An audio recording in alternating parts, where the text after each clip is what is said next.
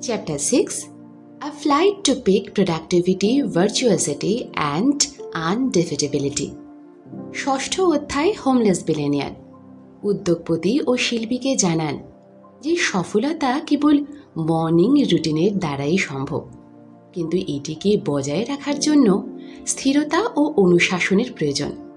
উনি বলেন যে কিভাবে নিজের কনসিস্টেন্সি ও পিক প্রোডাক্টিভিটি আমাদের জীবনকে উৎকৃষ্টতার দিকে নিয়ে যায়। হোমলেস বিলিয়নিয়ার এটাও বোঝান যে যে সকল মানুষেরা অসাধারণ কিছু করে দেখান তারা নিজের টাইম ও এনার্জিকে সঠিকভাবে ব্যবহার করতে পারেন। উনি এও বলেন যে টাইম ব্লকিংয়ের মতন টেকনিক সেখানে হেল্পফুল হয় যেখানে আপনি আপনার সময়কে প্রাথমিকতা অনুসারে বিভাজিত করেন।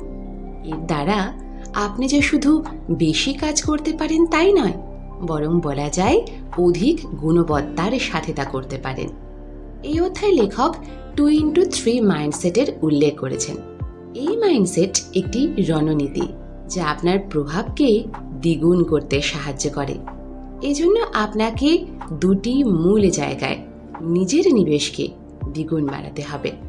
এক, পার্সোনাল মাস্টারি অর্থাৎ ব্যক্তিগত কৌশলে মহারথী হওয়াতে, আর দ্বিতীয়, প্রফেশনাল ক্যাপাবিলিটি অর্থাৎ পেশাগত দক্ষতা। এর অর্থ হলো যদি আপনি আপনার এই দুই ক্ষেত্রে টাইম ও এনার্জি বেশি করে লাগান তাহলে আপনার সফলতা ও প্রভাব দ্রুত বাড়বে। যে কোনো কাজে মাস্টারি বা মহারত হাসিল করার জন্য অভ্যাস, ফোকাস ও ধৈর্যের প্রয়োজন হয়। হোমলেস বিলিয়নিয়ার এটাও জানান যে কিভাবে নিজেকে মেন্টালি ও থটফুলি মজবুত করা আমাদের নিজেদের অবিনাশী ও অপরাজেয় বানাতে পারে। এই অধ্যায়ের মুখ্য মেসেজ হল সফলতার রাস্তা স্থিরতা ও অনুশাসনের দ্বারাই পাওয়া সম্ভব।